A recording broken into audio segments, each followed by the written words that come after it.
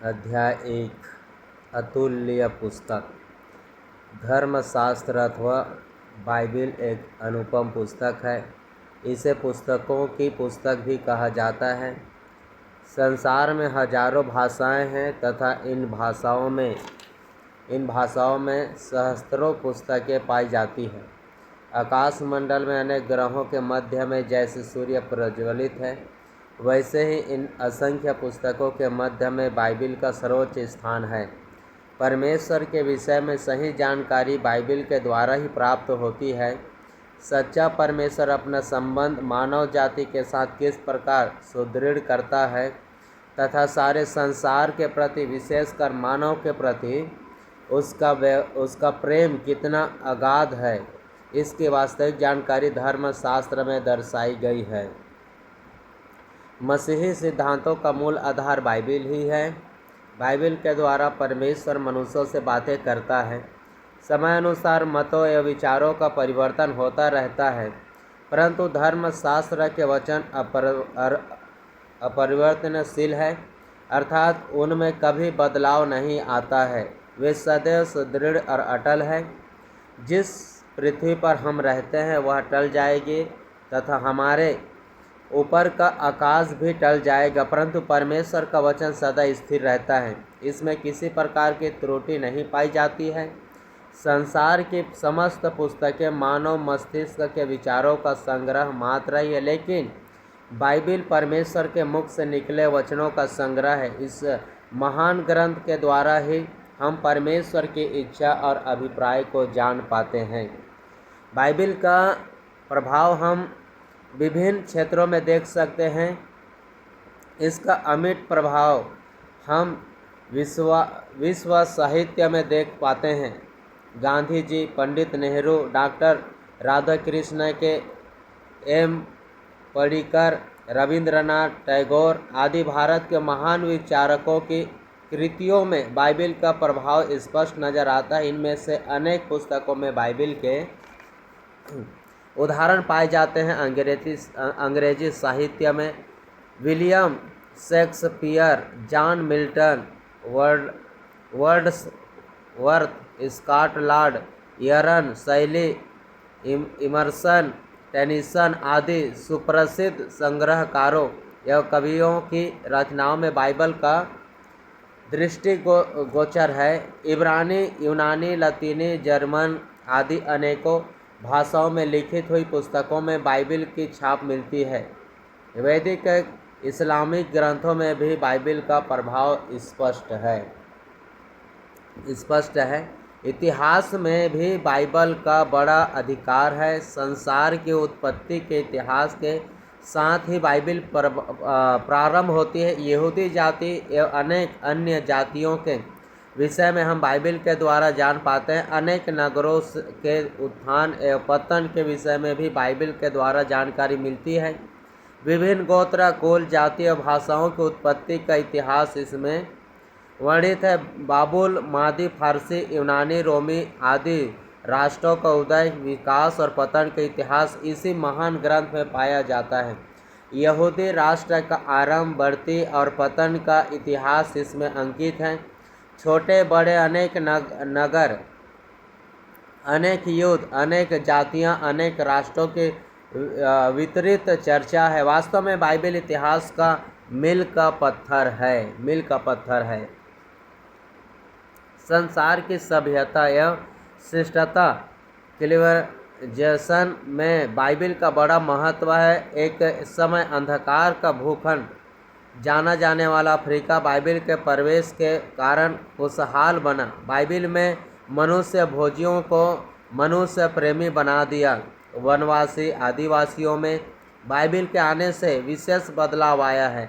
जहाँ कहीं भी बाइबिल का प्रवेश हुआ है वहाँ की संस्कृति और सभ्यता से में बड़ा परिवर्तन हुआ है। तत्व ज्ञान और नीति शास्त्र में भी बाइबिल का बड़ा महत्व है। आयुब की पुस्तक इसके लिए उत्तम उदाहरण है। विज्ञान जगत में भी बाइबिल का विशेष प्रभाव है। धार्मिक जगत में भी बाइबिल का स्थान अग्रणी है। वैज्ञानिक जगत के Isaac Newton, sir Francis Bacon, sir John Herschel, James Dana, Michael Faraday आदि वैज्ञानिकों ने बाइबिल से अत्यधिक सहारा लिया है। पुरातत्व शास्त्र में बाइबिल का एक विशेष स्थान है। बाइबिल के आधार पर अनेक पुरातत्ववेत्ता अन्वेषण करते हैं। ये पहला अध्याय का जो बातें मैं आपको बताया हूँ। मेन स्टडी जो है धर्मशास्त्र विज्ञान के बारे में, बाइबलोजी के बारे में आज हम स्टडी करने जा रहे हैं। हमारे लिए ये बहुत ही सुंदर अवसर समय परमेश्वर ने हमें दिया है। मैं प्रभु का धन्यवाद करता हूँ। अध्याय 2 को मैं आप लोगों के सामने में पढ़ना चाहता हूँ।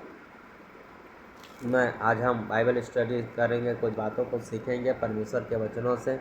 अध्याय 2 में 2 का एक पॉइंट में बाइबिल शब्द धर्मशास्त्र अथवा पवित्र शास्त्र जो मसीहों का धर्म ग्रंथ है, उसे अंग्रेजी में होली बाइबल कहा जाता है। बाइबिल शब्द मूल यूनानी भाषा के बिबलियोस, जिसका अर्थ पुस्तक है, से निकाला है। पुरातन काल में लिखने के लिए पेपिरस का काम में लाया जाता था। नील नदी के तट पर पाए जाने वाले सरकंडे से पेपिरस बनाया जाता था। बी पॉइंट, बाइबिल का विभिन्न भाग। बाइबिल के मुख्य 2 भाग हैं, पुराना नियम तथा नया नियम।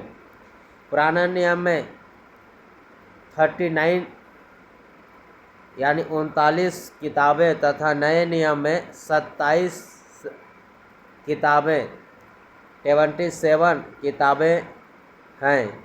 यहूदियों के बाइबिल में पुराने नियम को मसीहों ने उसी प्रकार स्वीकार किया है, लेकिन नए नियम को यहूदी अपना धर्म ग्रंथ नहीं मानते हैं।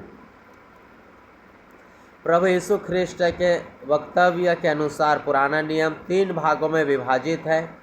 मूसा की व्यवस्था, नबियों की पुस्तक तथा भजनों की पुस्तक। लूका रचित सुसमाचार में हम उन बातों को देखने के लिए हमें मिलता है जो प्रभु यीशु मसीह ने उसे 3 भागों में विभाजित किया है या 3 भागों में बांटा है। लूका रचित सुसमाचार 24 अध्याय उसका 44 पद को मैं आपके सामने में पढ़ रहा हूँ। फिर उसने उनसे कहा, ये मेरी वे बातें हैं जो मैंने तुम्हारे साथ रहते हुए तुमसे कही थी कि अवश्य है कि जितनी बातें मूसा की व्यवस्था और भविष्यवक्ताओं और भजनों की पुस्तकों में मेरे विषय में लिखा है सब पूरी हों। तो हम यहाँ पर लूका रचित सुसमाचार 24 का 44 पद में इन बात को हमें देखने के लिए मिलता है कि 3 भाग जो यीशु मसीह ने जो पुराना नियम का 3 भागों में जो विभाजित किया है, उस बात को हमें यहाँ को देखने के लिए मिलता है। पहला जो भाग है मूसा की व्यवस्था, दूसरा जो भाग है भविष्यवक्ताओं की पुस्तकें, और तीसरा जो है भजनों की पुस्तक के बारे में हम यहाँ पर सीख सकते हैं।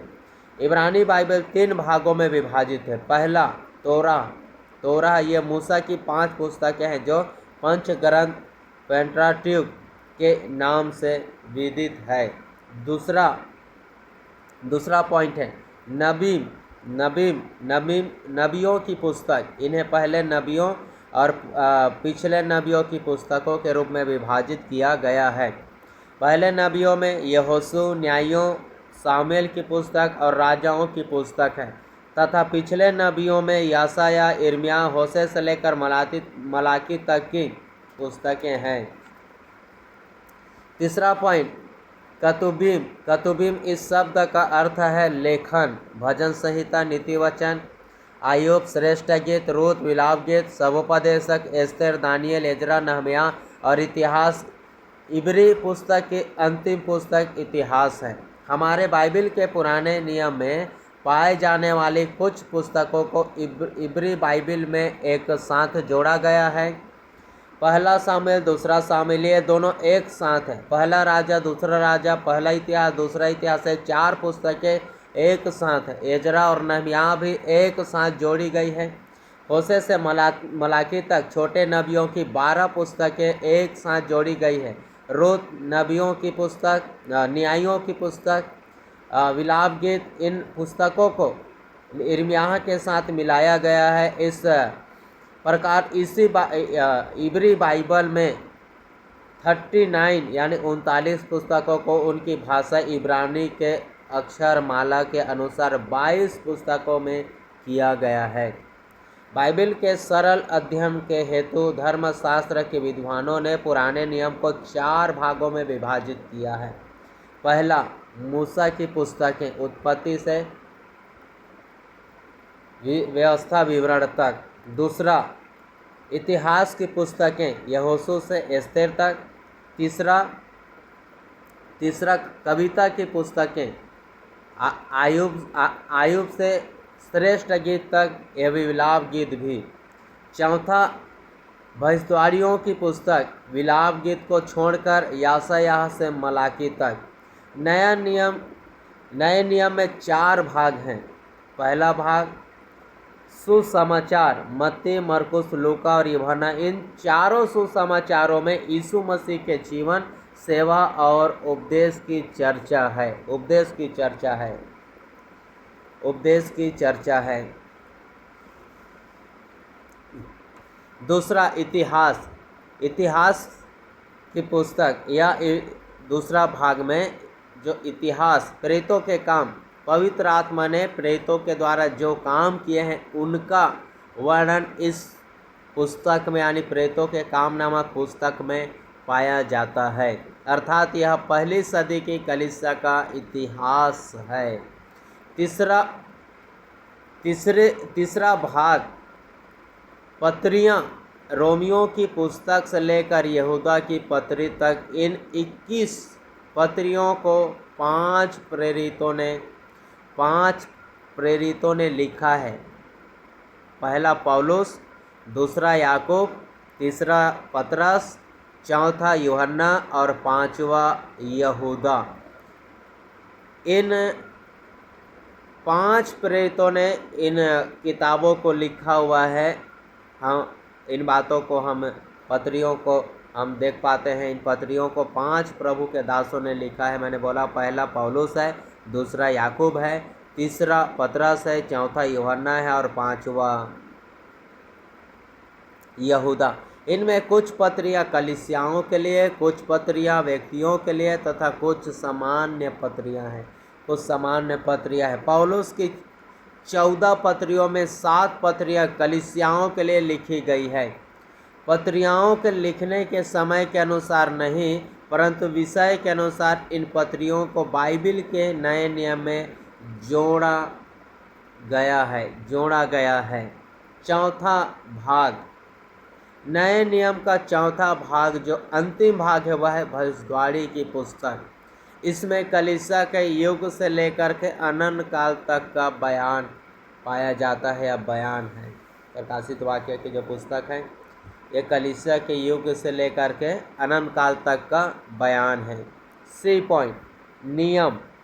बाइबल में पाए जाने वाले पुराने नियम और नए नियम में पाए जाने वाले नियम शब्द को अंग्रेजी में टेस्टामेंट यानी टेस्टमेंट कहा जाता है। यूनानी शब्द डाइथेक शब्द का अर्थ नियम है। पुराने नियम से के मूल भाषा इब्रानी में नियम के लिए बेरित शब्द का प्रयोग किया गया है, जिसका अर्थ है वाचा, कॉवेनेंट कहा जाता है।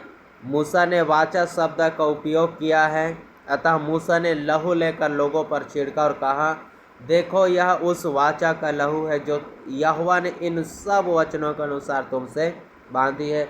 निर्गमन 24 का 8 पद में देखने के मिलता है जो वाचा मूसा ने लोगों से बांधा।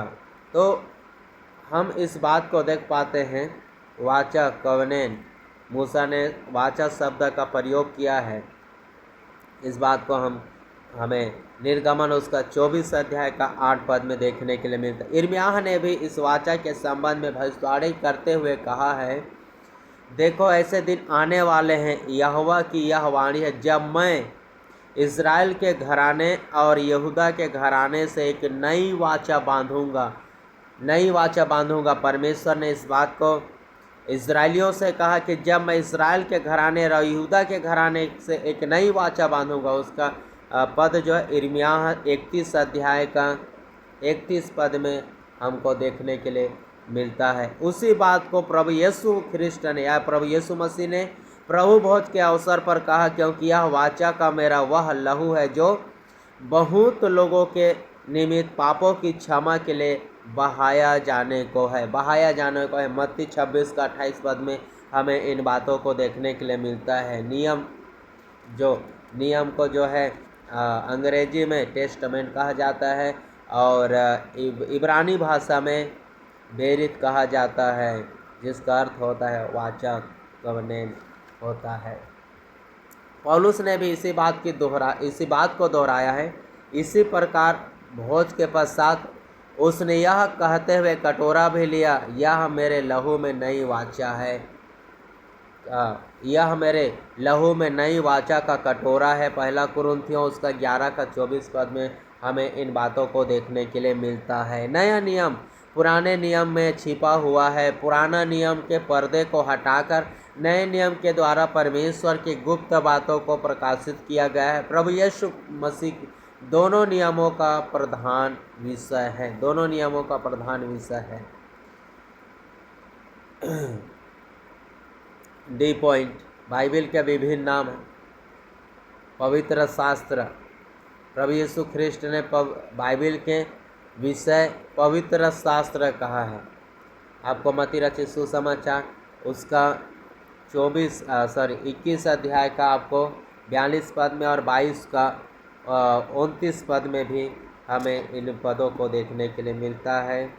मैं उन पदों को पढ़ता हूँ। 21 अध्याय मत्ती रचित सुसमाचार 21 अध्याय का उसका 42 पद में यहाँ पर बोला गया है। यीशु ने उनसे कहा, क्या तुमने कभी पवित्र शास्त्र में यह नहीं पढ़ा, जिस पत्थर को राजमिस्त्रियों ने निकम्मा ठहराया था वही कोने के सिरे का पत्थर हो गया। यह प्रभु की ओर से हुआ और हमारी दृष्टि में अद्भुत है। तो पवित्र शास्त्र का यीशु मसीह ने पवित्र शास्त्र के बारे में उल्लेख किया हुआ है। हम इन बातों को मत्ती रचित सुसमाचार 21 अध्याय का 42 पद में देखने के लिए हमें मिलता है। 22 का 29 पद को जब हम पढ़ते हैं तो वहाँ पर भी पवित्र शास्त्र के विषय में प्रभु यीशु मसीह ने उल्लेख किया है। लिखा, यीशु ने उन्हें उत्तर दिया, तुम पवित्र शास्त्र और परमेश्वर की सामर्थ्य नहीं जानते, इस कारण भूल में पड़े हो। तो देखो यहाँ पर भी प्रभु यीशु मसीह ने पवित्र शास्त्र करके उल्लेख किया हुआ है। प्रभु यीशु मसीह ने बाइबिल के विषय उसको बाइबिल को क्या बोला है, पवित्र शास्त्र करके उन्होंने उपयोग किया है।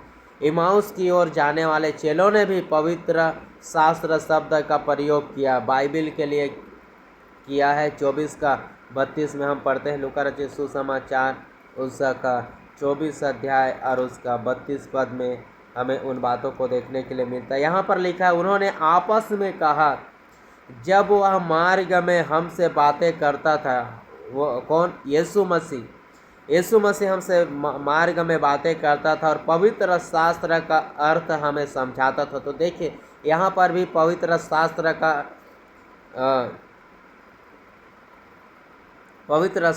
का उल्लेख यहाँ पर भी किया गया है। बाइबिल में हम इन बात को देखते हैं। इमाउस की ओर जाने वाले जो चेले लोग हैं, वो चेले लोग जो है पवित्र शास्त्र के बारे में भी यहाँ पर वर्णन किया है। लिखा है, पवित्र शास्त्र का अर्थ हमें समझाता था, तो क्या हमारे मन में उत्तेजना न उत्पन्न हुई। तो यहाँ पर भी पवित्र शास्त्र का शब्द जो है हमें देखने के लिए मिलता है। लूका 24 का 32 पद में पौलुस प्रेरित ने भी बाइबिल के लिए पवित्र शास्त्र कहा है। रोमियो उसका 1 अध्याय और 2 पद में हमें वो पद देखने के लिए मिलता है। रोमियो 1 अध्याय और उसका 2 पद को मैं आपके सामने में पढ़ रहा हूँ। वहाँ पर लिखा है, जिसके उसने पहले ही से अपने भविष्यवक्ताओं के द्वारा पवित्र शास्त्र में। तो यहाँ देखिए प्रेरित पौलुस भी क्या किया है, बाइबिल के लिए पवित्र शास्त्र करके उन्होंने कहा है, उन्होंने उपयोग किया है पवित्र शास्त्र। तो आपके और मेरे हाथ में जो आज बाइबिल है वो परमेश्वर का पवित्र शास्त्र है, जो आज आपके और मेरे हाथ में पाए जाते हैं। इसका उल्लेख यीशु मसीह ने किया है, इमाउस में जो जा रहे थे चेलों ने भी किया है, पौलुस ने भी किया है। हम इन बात को देखने के लिए मिलता है। परमेश्वर के वचन, रोमियो 3:2 में हम इन बात को पढ़ते हैं तो क्या लिखा है, उसका 3:2 में लिखा है, हर प्रकार से बहुत कुछ पहले तो यह कि परमेश्वर के वचन उनको सौंपे गए। तो परमेश्वर के वचन के बारे में यहाँ उल्लेख किया गया है। व्यवस्था और नबियों का वचन, लूका रचित सुसमाचार 16 अध्याय का 16 में हमें उन बातों को देखने के लिए मिलता है। 16 अध्याय का 16 में वहाँ पर क्या लिखा हुआ है, व्यवस्था और भविष्यवक्ता यूहन्ना तक रहे। तो देखिए, व्यवस्था और भविष्यवक्ता यानी व्यवस्था नबियों के वचन के बारे में भी यहाँ पर प्रभु यीशु मसीह ने उल्लेख किया है। हम इन बातों को देखने के लिए लिखा है, उस समय से परमेश्वर के राज्य का सुसमाचार सुनाया जा रहा है और हर कोई उसमें प्रबलता से प्रवेश करता है। तो बाइबिल के हम विभिन्न नाम को यहाँ पर हमें देखने के लिए मिलता है।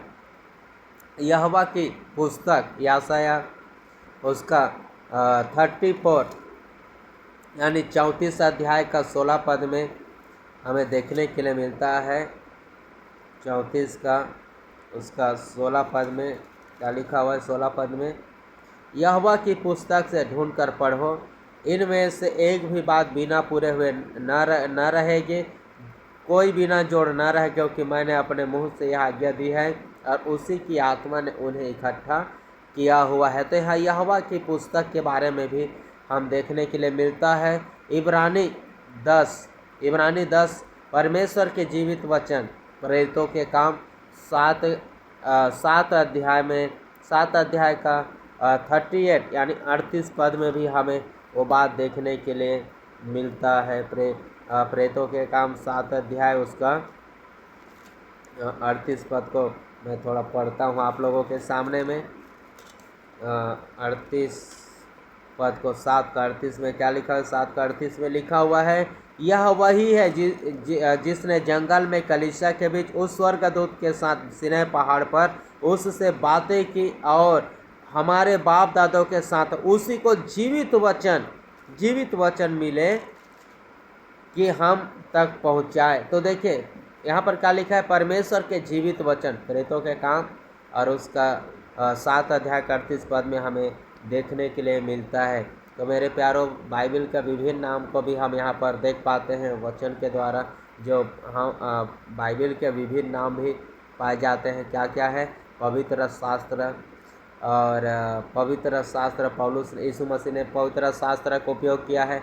इमाउस की ओर जाने वाले चेलों ने भी पवित्र शास्त्र का शब्द का उपयोग किया है। प्रेरित पौलुस ने भी बाइबिल के लिए पवित्र शास्त्र कहा है, परमेश्वर के वचन के कहा है।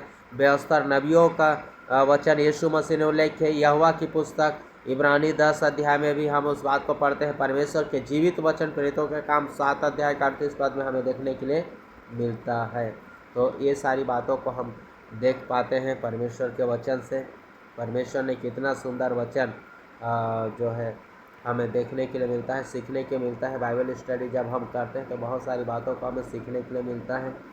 मैं परमेश्वर का धन्यवाद देता हूँ। मैं विश्वास करता हूँ इस स्टडी के द्वारा ज़रूर आपको आशीषित मिला होगा। आप लोग लाइक, सब्सक्राइब, शेयर ज़रूर करें और कमेंट में ज़रूर लिखें। परमेश्वर का धन्यवाद हो। प्रभु आपको आशीष दे। आमीन।